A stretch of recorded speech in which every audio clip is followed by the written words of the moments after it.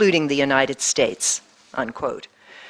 So we're here to discuss Iran's human rights policies in a spirit of humility. And our focus is not on lecturing any sovereign country or ignoring the failings of other countries, but on finding constructive ways to promote universal human rights. I think it's pretty clear that an Iran that lives up to its own commitments on human rights will be a happier, more stable country, more able to contribute to the stability of the region and the wider world. And we're also going to discuss the regional context in which Iran operates and has these policies. I am thrilled. We have the most fantastic panel here. We have a dream panel to discuss this topic. First, we have, all the way from Geneva, Dr. Ahmed Shahid, who is the Special Rapporteur on the situation of human rights in the Islamic Republic of Iran. He's held this position since 2011. He's produced 10 reports for the UN General Assembly and Human Rights Council. He's a lecturer now at the School of Law and Deputy Director of the Human Rights Center at the University of Essex, and he also teaches at the City University of New York. He was twice the Foreign Minister of the Maldives, and he led efforts in the Maldives to sign and ratify all 9 international human rights conventions and to implement them. So to say he's an expert in this field, I think, is quite obvious. And then we have Hadi Qayemi. Hadi is my go-to source in keeping up with the latest developments on Iran human rights. In 2008, he founded the International Campaign for Human Rights in Iran, which has become one of the leading organizations documenting human rights violations in Iran and building international coalitions to support human rights. He previously worked for Human Rights Watch, where he focused on the plight of migrant workers in Dubai as well as civil society in Iran. Born in Iran, he is a physicist. He got his doctorate in physics from Boston University and was a professor of physics at the City University of New York until 2000. So maybe we can ask you about the nuclear program too. Then we have my dear friend and mentor, Hala Esfandiari, who hardly needs an introduction in Washington. She is the former and founding director of the Middle East program at the Woodrow Wilson International Center for Scholars, where she is currently a public policy fellow. She's a former journalist who served as Deputy Secretary General of the Women's Organization of Iran prior to the 1979 revolution. She's taught Persian language at Oxford and Persian language and literature and courses on the women's movement at Princeton. She's written 2 books. Her last one was My Prison, My Home, One Woman's Story of Captivity in Iran. And of course, she's widely published. Her op-eds are everywhere. And finally, I'm delighted to have Sarah Lee Whitson here. She's Executive Director of Human Rights Watch's Middle East and North Africa Division. She oversees the work of the division in 19 countries and has led dozens of advocacy and investigative missions throughout the region, focusing on issues of armed conflict, legal reform, migrant workers, and political rights. She's a lawyer. She worked for Goldman Sachs and for Cleary, Gottlieb, Steen, and Hamilton before coming to Human Rights Watch. So, without further ado, gentleman in the back, yeah. Thank you very much. Rahim Rashidi with Kurdistan TV. In your opinion, what are differences between Rouhani and Ahmadinejad related to ethnic and religious minority situation in Iran? And for Mr. Shahid, what do you think of the minority rights future in Iran? Thank you. Maybe Hadi and Dr. Shahid both, yeah. Hadi, you want to start? I'll just briefly make my observation about Rouhani versus Ahmadinejad. Ahmadinejad made no effort whatsoever to reach out or reduce the repression of ethnic minorities such as the Kurds. Actually, under him, I would say because we are at the anniversary of it. Last week in 2010, and a Kurdish teacher was executed in Iran, Farzad Kamangar. Reminds me of people who know the history of Iran. I feel like he's becoming a folk figure the way that Samad Behrangi became in the Shah's time. Anyway, that's just a footnote. But under Rouhani, he's taken measures. He's appointed someone to be in charge of ethnic and religious minority affairs. He has appointed the first ambassador, who is a Sunni, not Shia, and I forget if he's a Kurd or not, but He's I a think Sunni it's Kurd, yeah. Sunni Kurd to Cambodia, I believe. There is a little bit more talk of allowing Kurdish language to be taught in schools, at least the talk of it. Rouhani is very good in making talk, but following it with action seems to be a very warped universe of time. So he has acknowledged the problem. Ahmadinejad never acknowledged the problem. That's the extent of it, I would say. I would agree, but what I see actually is tokenism, and that doesn't really substitute for actual, policy change on how they're treated.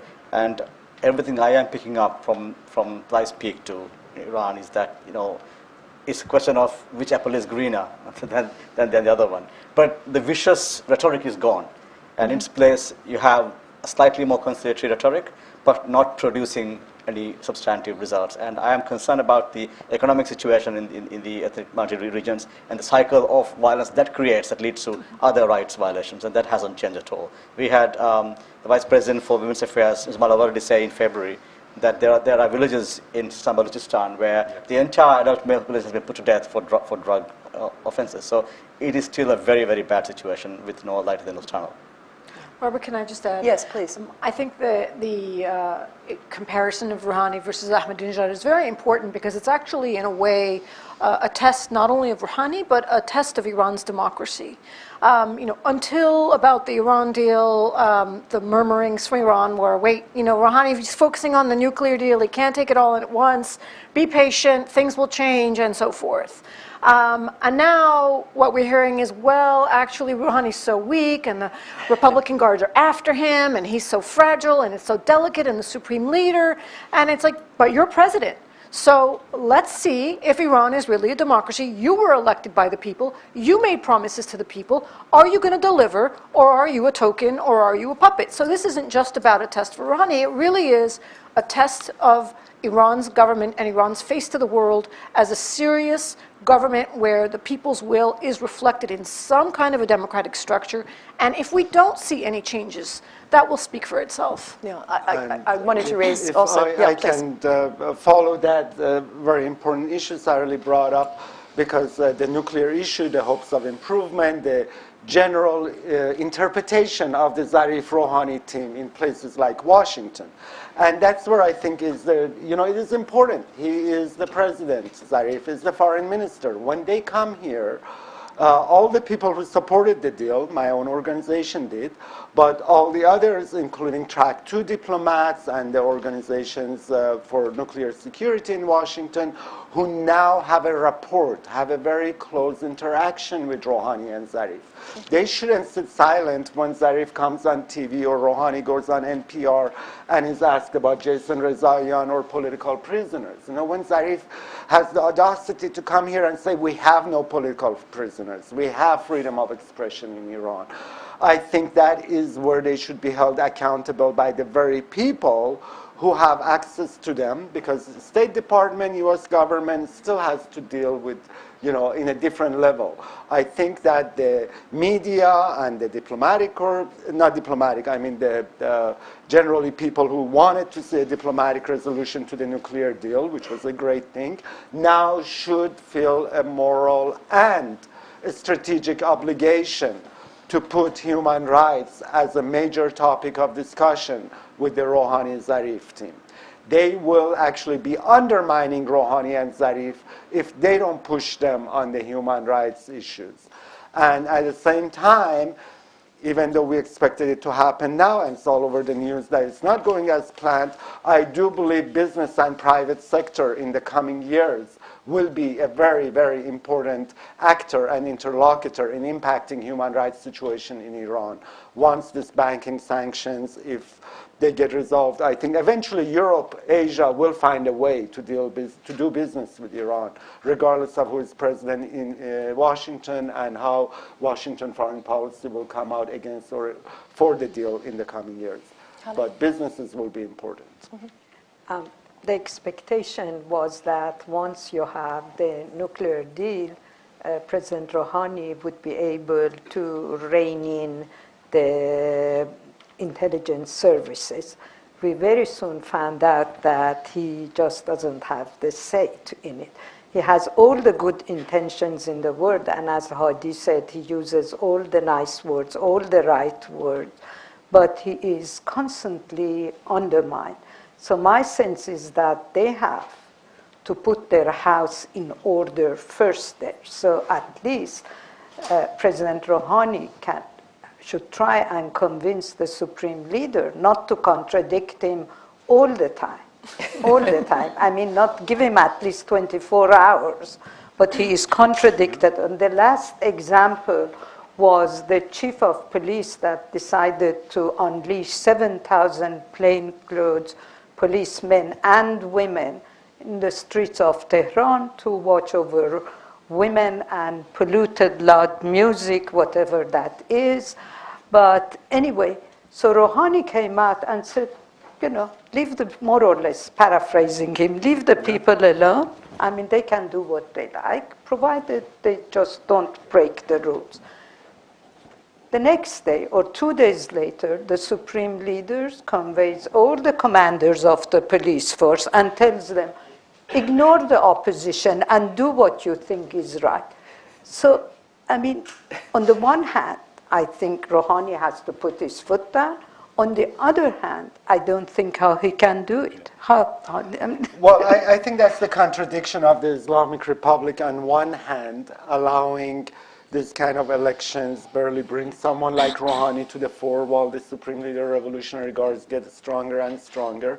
But the truth is that there is in my opinion, I can't prove it, there is a large segment of the political class and elite within the Islamic Republic who says the future has to be different, who knows that what Khatami started or Rouhani talks about and what the population wants.